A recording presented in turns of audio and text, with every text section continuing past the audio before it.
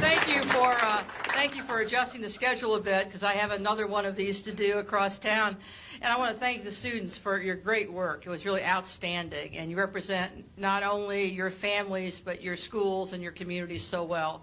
And I know you'll be leaders when you come to Michigan State.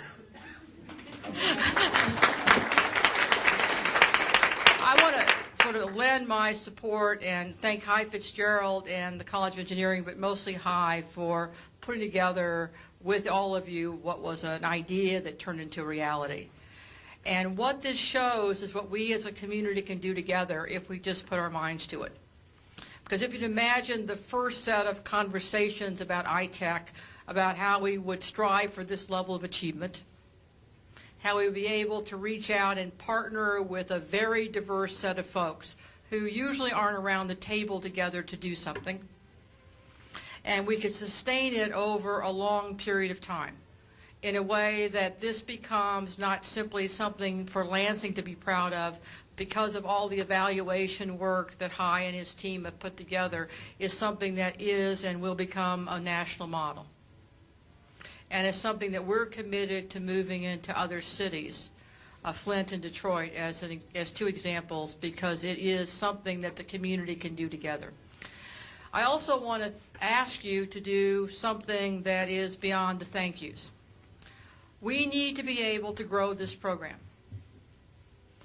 And one way of growing it is to ask each of you to find a friend who, if they would see the video or these children succeed, could get really excited.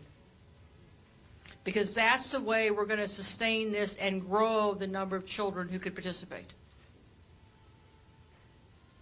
There are going to be people in our community who are not established faculty members, and we appreciate all the ones who are here, who are a very critical part of that program. But similar to Teach for America, we need Teach for Kids in Lansing. And there are a number of retirees. There are a number of retirees in this community who could take up this mantle under the tutelage of these great faculty members we have as a part of the program. If we could do that, we could really grow. We could really grow. Instead of continuing the model sort of as we thought about it, which has some limitations on size. Because what we found in this program is that the potential of children is well beyond what we imagined. What their teachers imagined, what their parents imagined, what some of us might have imagined. And our responsibility is to not limit the children's opportunities because of our own assessment of their potential. Because this program, if anything, proves that that assessment can be wrong. If you provide the right set of opportunities that inspire and challenge and support. So let's think about all of us together, and we're committed to being a part of this expansion effort, to think about people we know, and to think about how we can get them more engaged. And it really isn't, it is about money, but it's not really about money. Because the people power of this are what's so critical. The people power was what makes this. The companies, the institutions, the people power that makes this important. Now, we needed donations in the beginning to get it going, and we probably still need money. But the expansion is really about us networking and getting others excited. And you're here because you're a part of it. You're here because you're excited, and you're here because you're really important to this program. And that's what the thank you is. But if we can figure out a way to sort of spark this with just one person, all we need is each of you to find one. Some of you I know will find 2 or 3 because you're highly competitive. And if we do that in such a way, just think about the potential for the children of Lansing in this region.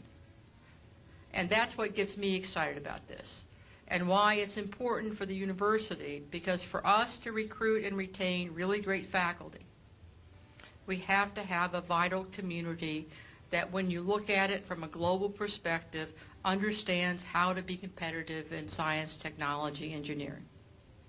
If we can't put that facade, that depth on this community, then over the long run, with global competition, we're not going to be able to recruit the faculty and staff we need. The museum will help. Okay, the museum will help. but it takes the way in which the community is perceived. And this is one of those leverage points, in my view, not unlike when you saw the foundation go in the museum, that can be a world changer.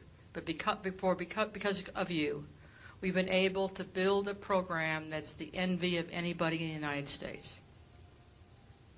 And if you think about that, we built the program, you built the program that's the envy of anyone in the United States. Now we're simply going to grow it and be proud of it and make it a centerpiece for the economic development of this region. So thanks very much.